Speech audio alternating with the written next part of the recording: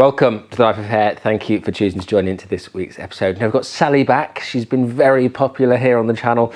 I did a Pixie haircut on her previously, which is a very, very nice haircut indeed. If you've got fine hair texture and you want a bit more fullness, or you want to have a bob and you want it to be a bit more interesting. However, Sally met up with her friends a little while ago and everybody had a bob. So she came to me and we didn't record this haircut, but she came to me and was like, James, anything but a bob.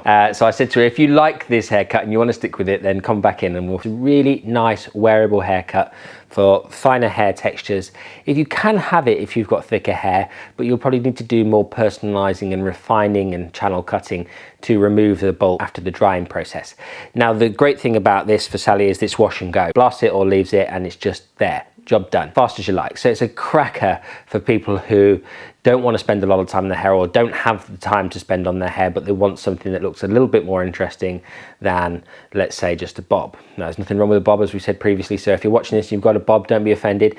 But if you want something different to a bob and you don't want it to go to a pixie cut, this is a nice halfway house. The Pixie is also a nice halfway house if you want to retain that length around your jawline, dependent on your face shape. I am going to do a video, and I have done a video previously on face shapes, but I'm going to do an updated version of that video very, very soon on the Digital Hair Academy. So let's jump into today's episode. Right then, so what to do is find the crest of the parietal ridge, which is the bone just at the top of the ear there. Take a horizontal section and then we continue that section through between kind of the high point of the head and the occipital bone area. Just take that section, run it round a bit. So our very first section here is a vertical section. We're going to go straight down the head like so, like that, and then we're going to pull this hair out square, and I've got a gentle finger angle of about 25 degrees. So just angling it back towards me and then cutting a line that travels down towards the ground. Take this next section and we're just going to take vertical sections straight down about 1 centimetre. We're going to pick up some of our previous section as our guide, make sure that we can clearly see that section. So we've taken a few sections now, and then at this point it's a good time to cross check. So pick up your section, remember the elevation of which you cut it in, and cross check your section. So we've got a little bit of a build up there of the shape, so to come through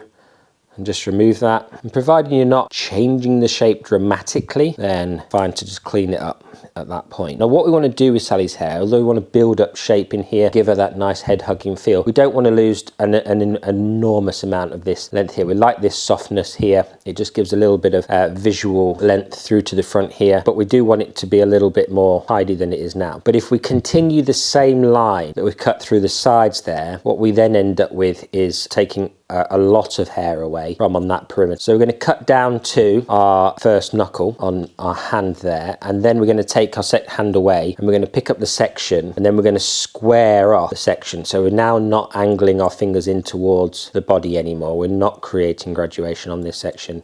We're cutting a square line, and then that retains the length, you see? So we've got graduation here, soft graduation, and we've got square there. So we're going graduation, square, and then we repeat that process all the way around. So we're going to take our section, we're going to pull the hair straight out, we're going to angle our fingers, just cut a line to a point where we get to just about our knuckle, pick up our next section, and then have a square finger angle like so. So that's creating two cutting techniques and mashing them together in one section. And we can see what that's doing. It's leaving softness. That's probably a little bit too much, but I'd rather leave too much softness and then come away and have to refine it off at the end. What we're trying to do at this point in time is create something on Sally that is like the foundations of something that I can come back in and refine afterwards and put my personal stamp on it. Both sides to be the same. And to be honest, there's no really good trick for this. Number one is remember how much you cut off the first side. And number two is just use your eyes. So have a look. All right, we've got the hair here to the bottom of Sally's earlobe. So we're going to go in and we're going to look at where we would cut this line to so that it's to the bottom of Sally's earlobe. Roll it. So if we just push the hair into the position roughly of which it's going to be warm, and then say to ourselves, okay, right, Sally's hair is going to do a bit of this, a bit of that, whatever it's going to do in the ideal scenario, then we can go with, you know, that and not against it. And I see so many people working against what hair wants to do naturally. The obvious thing to do, and what a lot of people would do at this point, would be come in and connect that hair in, you know, cut it off, Bob's your uncle, easy peasy. We're not going to do that on Sally's hair today. We're going to dry Sally's hair at this point, okay?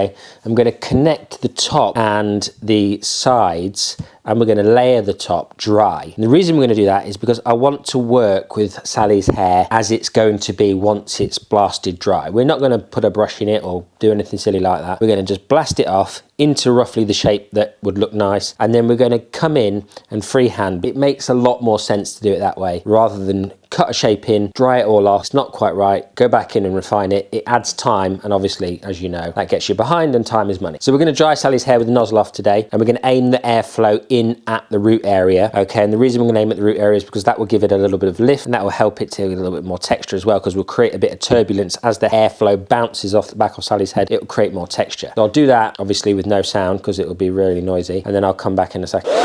Right then, so what we're going to do now is we're going to come in and we're going to lift our sections, and we're going to see what kind of overhang we've got. So we've got an overhang of about 1 centimetre. I'm going to come in, I'm going to use a diagonal scissor angle and point cut off the length so that we can create that kind of softness as we go. So we're going to come in, pick up our section, and then once we've taken off this side, I'll assess in the mirror the shape as to whether it's kind of too much shape built up, which I don't think it is. I think it looks great. But, you know, you can always keep that angle and then take that angle in rather than not take that angle and keep it and then say to yourself, well, no, it's definitely not going to look right. It might be brilliant if you keep that angle. You can always go back and square it off. Probably if you go back to your kind of college education or beauty school education, you know, weight seems to be this kind of big enemy of hair, you know, and it's, oh no, heavy hair, oh my God, you know, but actually heavy hair can look great on the right face shapes, especially like when face shapes are a bit slimmer and you want to build up that shape, you know. Yeah, okay, if you've got someone with a big round head, then you might want to cut it really square to flatten off that shape. But if that's not the case, then a heavy shape can be really, really flattering. Keep looking in the mirror, use the mirror, use your eyes. You know, you've got an opinion on what looks good and what doesn't look good. And if you don't have an opinion, then you might be in the wrong job, because you do need an opinion. You do need to be able to look in the mirror and say, yeah, that looks good, or that doesn't look good. And so keep looking, keep thinking, keep your eye on what the shape's doing.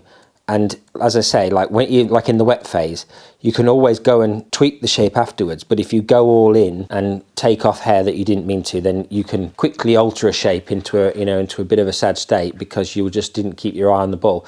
So if we keep looking at Sally's hair now, we've taken off that little bit, we've kept this weight, and that's something that, you know, a lot of people say, oh my God, weight, you know, but we've kept this weight, we've built up that shape. Now what we're going to do with Sally's hair is we're going to take a vertical section across the top here, or a horizontal, depending on how you stood, where you stood on the body. If this is the corner that lives here on the heaviest part of the side, and we're just going to take off that top section there, and keeping the scissors about 45 degrees and just point cutting to take off that little bit of length through the top there. Because what we're going to do is want to put a bit of texture into Sally's hair through the top here, so she can ruffle it up, and but keep it kind of, you know, doesn't want it spiky, but still wants it to look a little bit textured. And you can cut back left to right, or you can cut across right to left, it's up to you.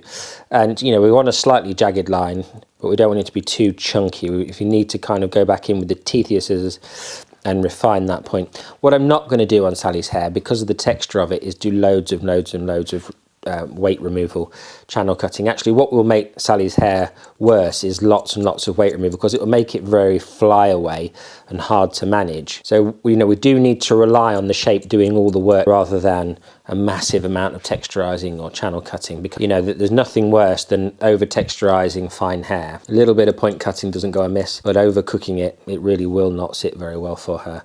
Sort Sally's fringe out. What we're going to do with the fringe, pick up the fringe area, we're going to over direct it to the right like that, and then we're going to cut a square line that's obviously a textured square line, just like so. Perfect. And then that will sit asymmetrically then towards the long side, which is this way. Probably needs a little bit more, because that'll be in Sally's eyes when she's doing the old gardening. See my plants. Yeah, that's right, you've got to see your plants, yeah. Seeing is believing. A little bit more length off, have a little look. Yeah, that's getting there. Don't want it too short, but we want it enough that, if you've got the length, if this side's working and this side feels too long, then your over direction's maybe a little bit too strong for, you know, that shape. So you can come in, pull the hair out, straight out from the head, and cut a square line. Like that. Perfect. This is a little heavy as well. You can see here that looks a little bit too much. So pick up that section, We've got a little bit of weight there. We can come back in and just point cut down some of that, give it a little bit more texture, just so that it sits a little bit more following the head shape around like that. Looks good. I mean, you know, it doesn't really need a huge amount of refinement. It's a little long, it's sort of bending up, and in a few weeks it will look a bit mullety. So we're going to do a little bit of tweaking to it, but we're going to come in, use just a gentle point cutting technique to kind of remove some of the length from the hair, like so. See, it bunches up in the middle here, it gets a bit heavy. We can just come in, just point out some of the weight in there, just to soften that up a little. And that's quite a nice way of kind of making sure there's an even spread of hair here.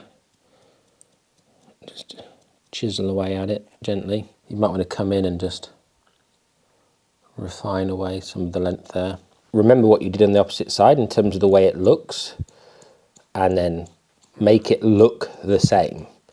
You might not use the same techniques, you might not use the same cutting angle, it might be completely different. This is a case of making it look the same. Yes, it does matter that the shape's good, but what matters is that it looks good. Put a little bit of styling product in it and away you go. Nice, yeah, nice. So we're going to apply some texturizing finishing stuff to Sally's hair called Beat Shake.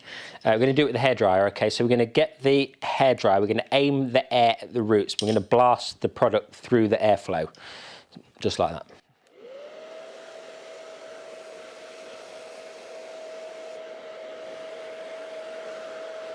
So different. Good, eh?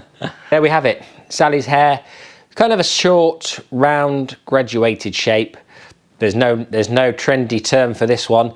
This is just all about suitability and what fits Sally's face shape. As I said, built up the shape through the sides here, and as you can see, that's really helped with her cheekbones, but it's also not created that long, slim shape, accentuate her face shape. If that's what Sally wanted to do with her hair and she was confident and comfortable to have her hair like that, there's nothing wrong with it.